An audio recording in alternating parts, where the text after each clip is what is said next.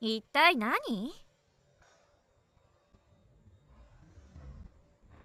Halo teman-teman, balik lagi dengan kita. Ya, di kosongan. Siapa kita? Kita adalah sepasang suami istri yang sedikit tolol, Pasutri goblok, gabut. dan sejenisnya. Ya, kita pasutri gabut ya. Ya, kenapa ini di episode 2 kita harus pakai ini ya? Karena Kemarin suaranya nggak kedengeran jelas. ya? Kita pakai properti dari anak kita ya. Ini dari rel kereta api. Ini dari Sotel Yoga dan Julita yang nikah 17 Juli 22. Kita mau bahas apa kita kali ini? Apa ya? Karena ini ada pembahasan yang cukup sensitif ya. Aku lihatnya tuh topik-topik ini sering banget diangkat di konten-konten TikTok dan Threads. Ya, berarti wah, nah, TikTok. Tapi kan TikTok identik dengan banyaknya informasi-informasi hoax. Enggak, ini cuma sekedar apa ya? Bukan informasi sih, lebih ke curhatan para kaum perempuan yang sekarang lagi tren ya, mungkin kalian juga tahu tentang marriage is scary. Ngerti Wah. artinya Ra? Married itu menikah, scary itu Marriage. ya, marriage itu menikah. Apa? Scary.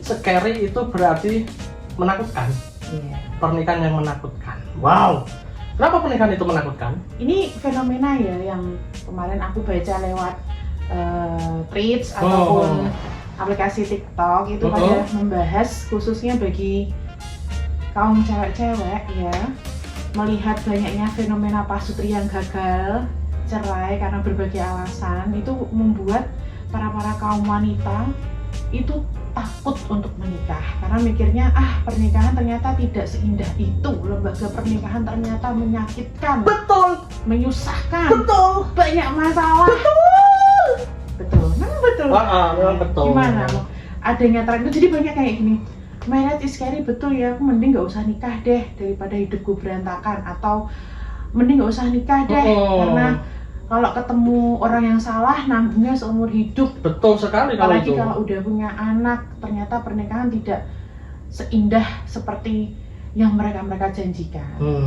Ini dari posisi cewek ya, yang bikin tren itu rata-rata cewek, kaum yang mungkin masih single di umur 25 tahunan ke atas sudah atau menikah. 20, tapi mereka mikir kayak, aduh kok gini ya nikah ya, bukannya mengurangi masalah tapi malah menambah masalah. Nah, betul juga. Ini juga ada informasi bahwa di daerah kita ada 1.538 kasus istri gugat cerai.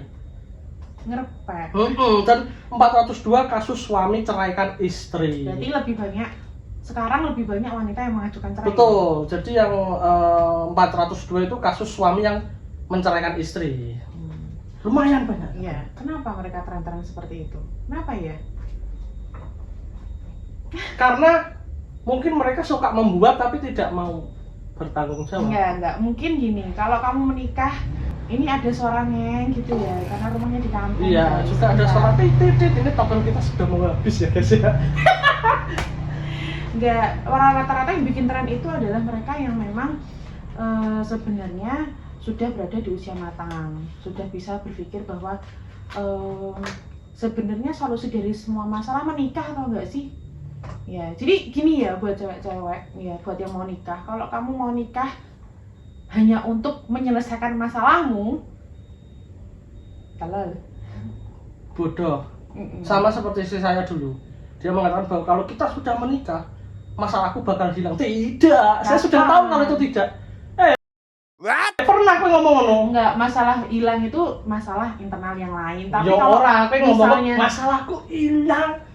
Kowe Enggak. podo, kowe iki jane podo karo pasutri anak-anak zaman sekarang asline. Oh iya, karena saya menikah di umur 27 tahun ya guys ya. Kalau di desa ki hitungannya 27 tahun wis Ketuaan.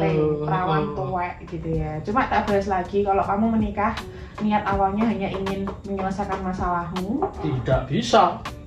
Kamu pikir semudah itu? iya, yang ada nanti setelah menikah memang masalahnya yang lain-lain bakal timbul. Masalahnya lebih bervariasi. Masalah ini bisa bermutasi ya. Jadi kalau dulu waktu jomblo di umuran saya gitu ya, atau di umuran kalian sekarang nih jomblo, single lah ya, belum punya pasangan, belum menikah, mungkin kegalauannya hanya sebatas beli skincare atau ini enaknya dibeli nggak ya, atau besok atau besok travelingnya kemana gitu ya.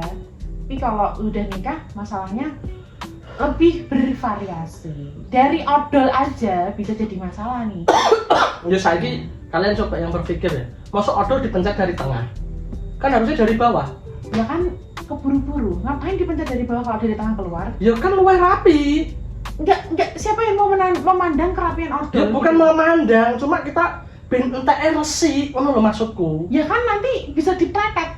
Ya dipletet kan kelamaan. Oke, balik lagi dari sudut pandangmu nih, kenapa marriage is scary? Apa sih yang mereka takutkan sebenarnya? Mungkin dari pertama tetap finansial. Oke. Finansial tetap nomor satu. Tapi mungkin buat teman-teman yang punya privilege, yang kemarin kita bahas privilege kan tidak harus gak harus orang dalam yang berada di kantor ya, privilege itu bisa jadi orang tua sendiri. Iya, ya seperti punya kemudahan-kemudahan lah. Mungkin menurutku gak masalah.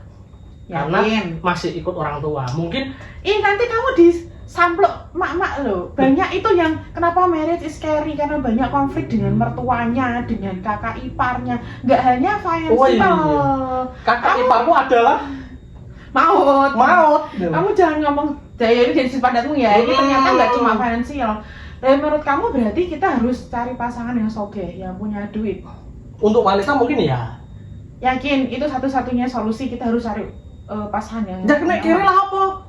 Oh gitu ya, sesimpel itu ya guys. Ya saiki emang finansial yang mencukupi itu bisa hidup rumah tangga kita nggak terombang-ambing gitu?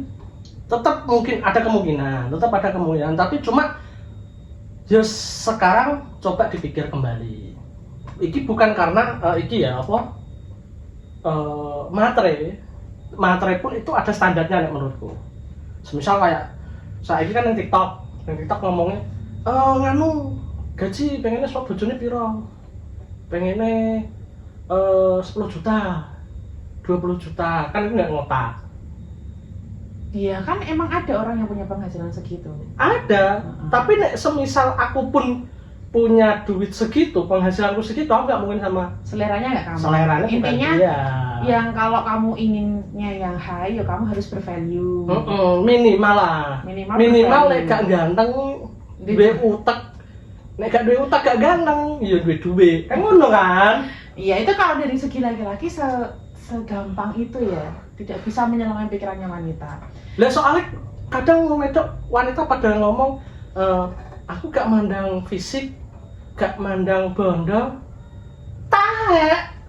Ya ora taek kan ngono. Aku lebih kayak gini, ya mungkin finansial itu penting ya. Pentingnya dalam arti ketika mau nikah berarti kita harus secara terbuka ngomong finansial dengan pasangan. Nah, menurutku yang penting itu.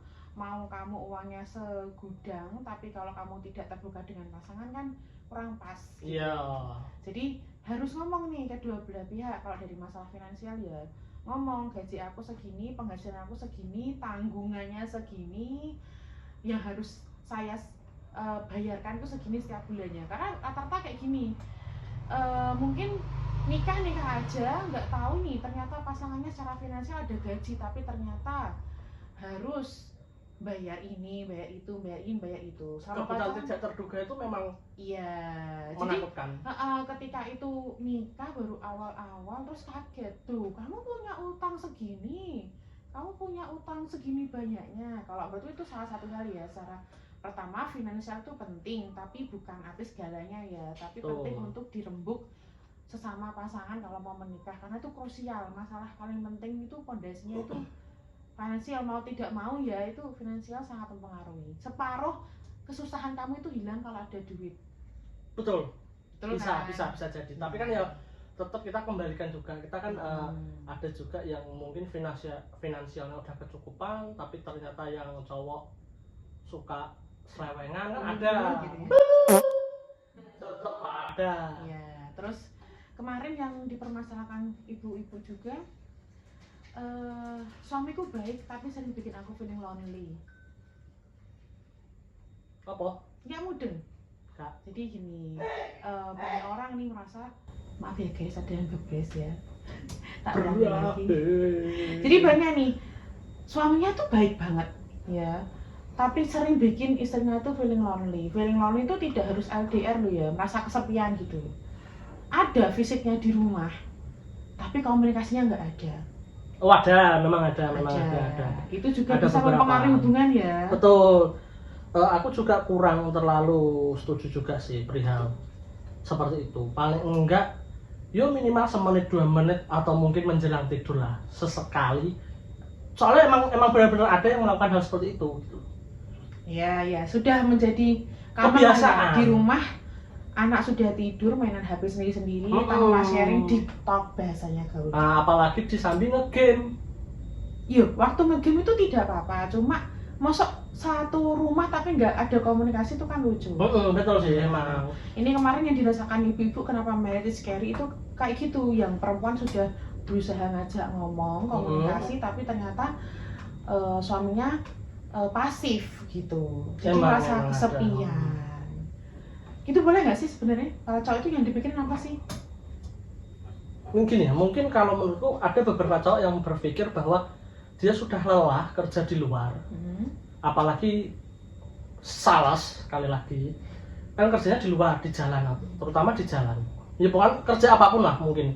Dia udah capek di luar, terus dia harus bercerita kembali kepada istri. Padahal dia sudah mungkin bercerita sama teman kantor, atau mungkin pas kopi ke teman-teman lain, biasanya seperti itu.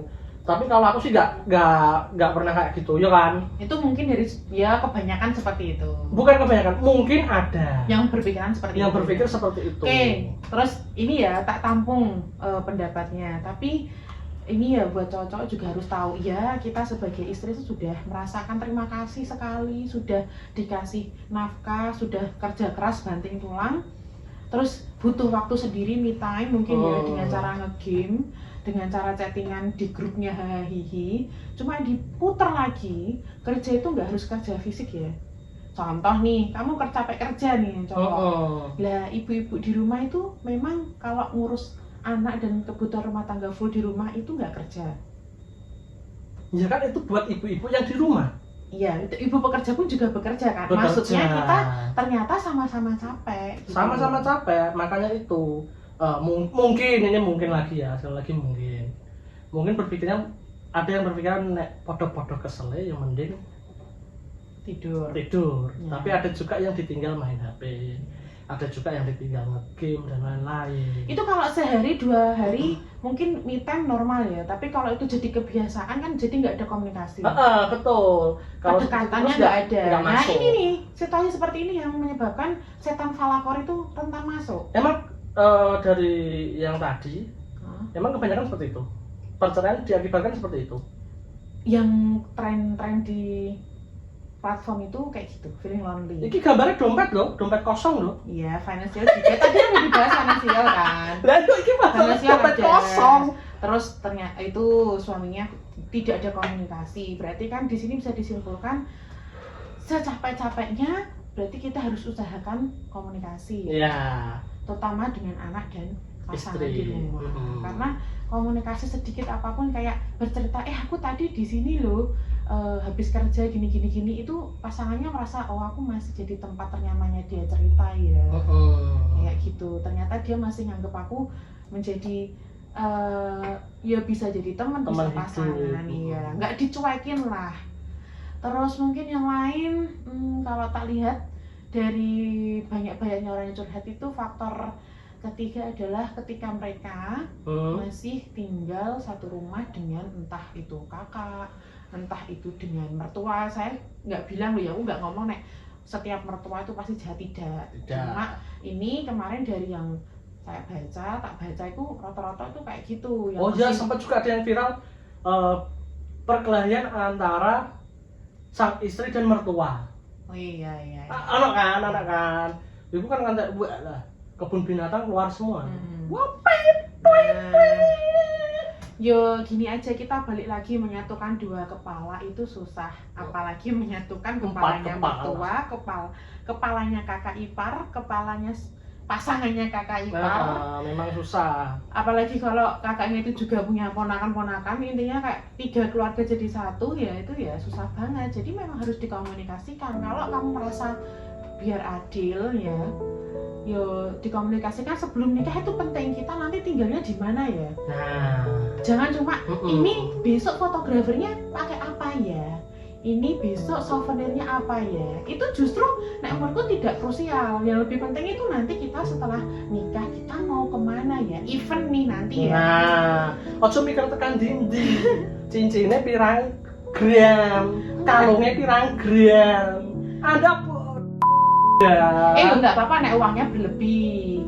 ya tapi mending mikir liane lah. Iya, jadi pernikahan itu ribet ya. Cuma ternyata setelah menikah itu lebih ribet. Jadi perlu dikomunikasikan nih buat kalian yang mau nikah itu nanti kita ke depannya visinya gimana ya. Oke, misalnya bilang oh kita belum ada budget nih buat beli rumah, KPR ataupun kontrak. Ya nggak apa-apa tinggal sama mertua, tapi ya di sementara, tidak untuk selamanya. Betul. Jadi Karena dijangka waktu aja. Emang kan kita kan nggak mungkin sama orang tua terus. Iya. Gitu. Karena ada hal-hal yang hanya perlu kita berdua yang tahu. Nah makanya itu lihat. Kowe mosok nek arep Astagfirullah. ngene ana maratuam terus piye?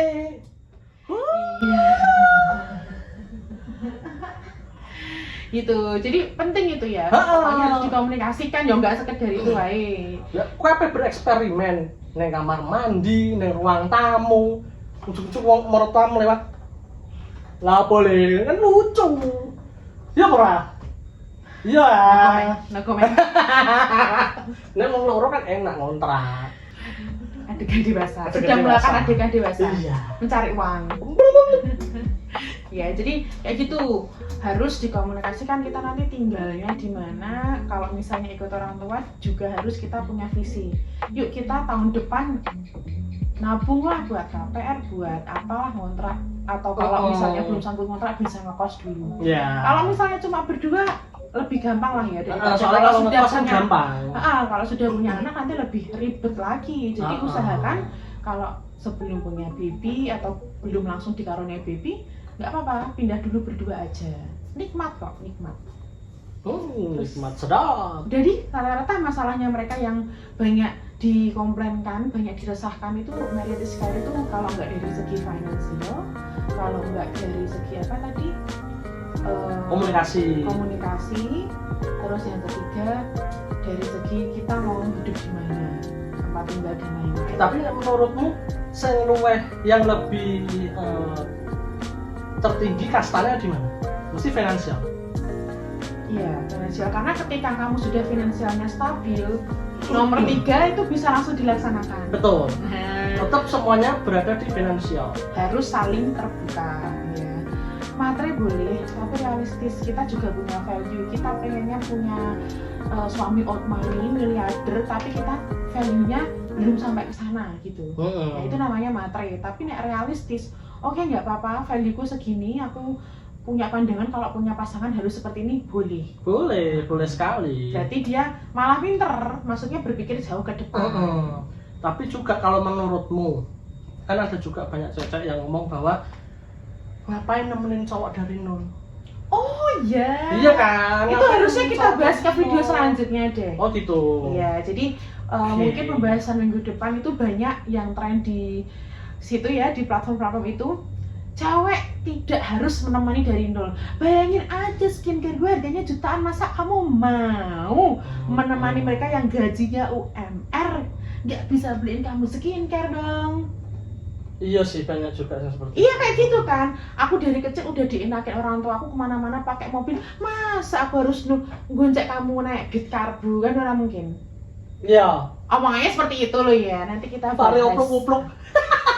Vario upluk-upluk. Berarti ini nanti kita bahas di sesi selanjutnya. Ya. Apa wes? Wes.